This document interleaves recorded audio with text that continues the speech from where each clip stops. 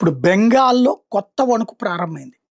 SIR special intensive revision చేస్తుంటే, అక్కడ వేలాది కాదు లక్షలాది ఓట్లు పోతాయి. ఇప్పటికి 13.5 లక్షల దొంగ ఓట్లను భారతీయ జనతా పార్టీ తీసుకెళ్ళి మరి ఆధారాలతో సహా ఇచ్చింది. వాళ్ళు కనిపెట్టింది 13.5 లక్షలు.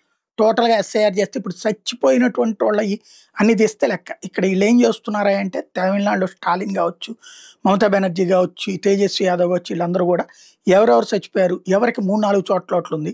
అందులో వాళ్ళు ఒక చోటేస్తే మిగతా 3 చోట్ల వీళ్ళే ఇచ్చేసుకుంటున్నారు. ఇప్పుడు అవే తీసేస్తోంది. ఒక్కొక్క రాష్ట్రంలో కనీసం 50, 60 లక్షల ఓట్లుంటాయి అట్లాగా. పెద్ద రాష్ట్రాల్లో 1,00,00,000 దాకా ఉన్నా ఆశ్చర్యపోనక్కర్లేదు.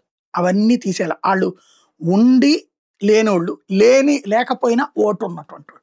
ఇప్పుడు అది క్లియర్ చేస్తుంటే ఇక రివర్స్ బిగిన్ అయిపోయింది. మమతా బెనర్జీకి లైఫ్ అండ్ డెత్ క్వెషన్. ఇప్పుడు ఎలాగైనా సరే బ్యాచీతో గెలవాలావిడ. ఇప్పుడు బీజేపీ ఇది చేస్తే గనక ఆవిడ గెలుపు అసాధ్యమవుతుంది. బీహార్‌లో అట్లా తీసేస్తేనే అసాధ్య కుదిరింది. ఎవడన్నా కోర్టుకెళ్ళాడు నా ఓటు పోయిందన్నటువంటిది లేదే. పోనీ కాంగ్రెస్ వోళ్ళు వెళ్ళిన దానికి ఆధారాలు చూపెట్టమంటే చూపెట్టగలిగారా? లేదే. కేవలం టీవీలో మాత్రమే ఆధారాలు ఉంటాయి. రేపు మమతా బెనర్జీ అయినా ఇట్లాగే చేస్తుంది. రాబోయే రోజుల్లో రచ్చ చేయడానికి రెడీ అవుతుంది.